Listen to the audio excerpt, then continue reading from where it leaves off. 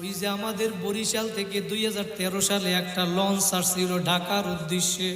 ওই লঞ্চের ভিতরে আব্দুল্লাহ নামে একটা সন্তান ছিল। ওই আব্দুল্লাহ ঢাকা গার্মেন্টসে চাকরি করে। ওর বাবা ছিল না, ছেলেটা ছিল এতিম, মা ছিল অসুস্থ।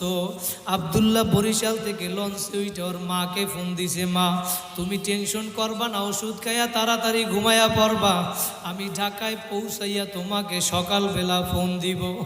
সন্তান যখন বাহিরে যায়, তুমি যতই বলো না কেন মায়ের মন মানে না। কারণ দুনিয়ার ভিতরে তোমারে যদি একজন ভালোবাসে স্বার্থ ছাড়া, সে হইল তোমার আমার মা। কথা বলেন ঠিক কিনা? কার মা নাই চোখের পানি ফালাও। ওই মা আব্দুল্লাহর লঞ্চ যখন পদ্মা নদীর ভিতরে আসলো, পদ্মা নদীর ভিতরে ঝড় তুফান শুরু হইয়া গেল। বাইরা মিথ্যা না সত্য ঘটনা পত্রিকার পর্যন্ত দিয়েছে। ওই লঞ্চের ভিতরে তুফান শুরু হওয়ার পর মায়ের মনটা কেমন জানি ছটফট করে। সন্তান মারে ফোন দিয়া বলে, মা আমি তুফানে পড়ছি সেইটা বলে না, বলে আমি ঢাকায় গিয়া তোমারে ফোন দিব, তুমি ওষুধ খাইয়া তাড়াতাড়ি ঘুমাইয়া পড়ো। রাত্রবেলা মা ওষুধ খাইয়া খাবার খাইয়া যখন বিছানায় শুইতে যাবে, মা রিমোটটা নিয়ে টিভি ছাড়ছে খবর দেখার জন্য। যখন টিভিটা ছাড়লো, খবরের নিচে ব্রেকিং নিউজে লেখা উঠছে, ওই লঞ্চ যেই লঞ্চ বরিশাল থেকে সাইরা গেছিল, পিনাক 6 লঞ্চ, ওই লঞ্চটা পদ্মা নদীর ভিতরে ডুইবা গেছে। মা একটা চিৎকার দিয়া বলে, আব্দুল্লাহ, ওই লঞ্চের ভিতরে তো আমার সন্তান আব্দুল্লাহ আছে, ছেলে যদি বিপদে পড়ে আগে জানে কে? মা এখন চিৎকার দিয়া বলে, আব্দুল্লাহর মোবাইলে এখন ফোন দেয়, ফোন রিসিভ হয় না। ফোন বাজে কিন্তু ফোন রিসিভ হয় না, একবার দুইবার তিনবার। মায়ের মন মানে না, সন্তান আব্দুল্লাহর ফোন আর রিসিভ হয় না। একদিন 2 দিন হইয়া গেল। পরের 2 দিন পরে ওই পদ্মা নদীর ভিতর থেকে লঞ্চ উঠানো হইল। লাশের পরে লাশের মিছিল শুরু হইয়া গেল। পদ্মা নদীর পাশে লাশ আর লাশ। একদিন 2 দিন আব্দুল্লাহর মা, আব্দুল্লাহর জবান থেকে মা ডাক শুনে না। আব্দুল্লাহর মা সহ্য করতে না পাইরা 3 দিনের দিন আব্দুল্লাহর মা পদ্মা নদীর কাছে চইলা গেল। পদ্মা নদীর কাছে লাশ উল্টাইয়া এবার আব্দুল্লাহরে খোঁজে। পদ্মা নদীরে ডাক দিয়া বলে, পদ্মা নদীরে, তুই আমার আব্দুল্লাহরে কোথায় হারাইছো? আব্দুল্লাহর লাশটা পর্যন্ত খুঁজিয়া পায় না। 3 দিন 4 দিন হইয়া গেল। মা সন্তানের জন্য কি পরিমাণ মায়া, আমি সেইটা বুঝাতে চাইলাম আল্লাহর কি পরিমাণ মায়া। 1 সপ্তাহ পরে আব্দুল্লাহর মায়ের মোবাইলের ভিতরে একটা ফোন আসছে। মা এবার আব্দুল্লাহর ফোনটা রিসিভ কইরা এবং কথা বলে, বাবা আব্দুল্লাহ, তুই আমার একটা সপ্তাহ মা বলিয়া ডাকো নাই, আমি তো পাগল হইয়া গেছি রে বাবা। ওই পাশ থেকে আওয়াজ আসলো, মা আমি আব্দুল্লাহ না, আমি পদ্মা থানার ওসি সাহেব বলছি, ওসি সাহেব।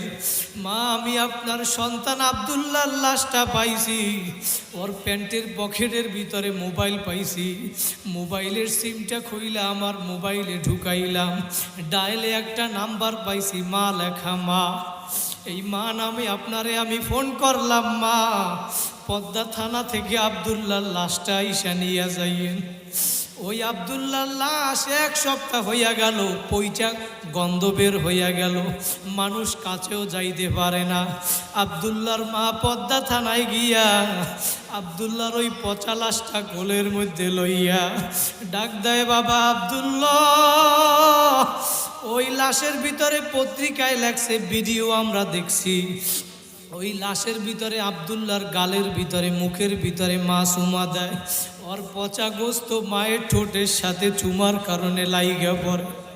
তারপরেও মা লাশটা পালাইয়া দেয় না। সন্তানের জন্য কি পরিমাণ মায়া।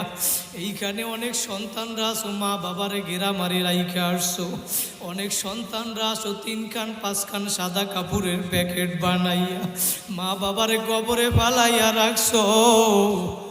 মা বাবা কেমন জানি ডাক দিয়া বলে, সন্তান তুই আজকে যেই 5তলা 10তলা ভবনের ভিতরে থাকতেছ, ওই ঘর তো তোর বাবা বানাইছিল। আজকে যেই ঘরের ভিতরে তুই বাড়ি জায়গার ভিতরে বাড়ি করছো, ওই ঘরটা ওই জায়গাটা তো তোর বাবাইকে নিয়ে দিছিল।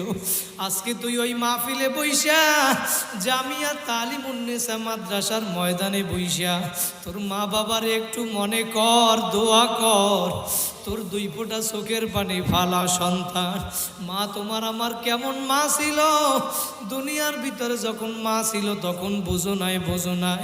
স্কুলে পড়ছো, কলেজে পড়ছো, আইসা 7টা ময়লা হইয়া গেছে, জামাটা মায়ের কাছে দিয়া চইলা গেছো। মা জামাটা ধুইয়া সুন্দর করিয়া গুছাইয়া রাখছে। মা যে কি জিনিস বুঝো না। আজকে তোমার আমার জামার কেউ ধুইয়া দেয় না, বিনা টাকায় কেউ ধুইয়া দেয় না। স্ত্রীকে কিছুদিন খাবার দিবা না, কাপড় দিবা না, তোমার সাথে আর থাকবে না। বুঝা গেল তোমার আমার মা ছিল একজন বিনা বেতনের দাসী। কথা বলেন ঠিক কিনা? আজকে যার মা বাবা দুনিয়ায় নাই, মা বাবার কথা স্মরণ কইরা 2 ফোঁটা চোখের পানি ফালাও আর দোয়া করো। আজকে তুমি সন্তান কোন দুনিয়ার পাগল হইছো, আজকে এমন গাঞ্জাখোর হইছো তুমি।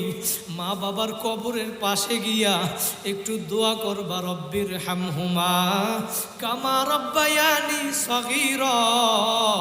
তোমার 40-50টা বছর হইয়া গেল, এই দোয়াটা পর্যন্ত তুমি পড়তে পারো না। কপাল পরানে মুখারাম, তুমি লেখা রাখো তোমার কপাল বইরা গেছে, বইরা গেছে।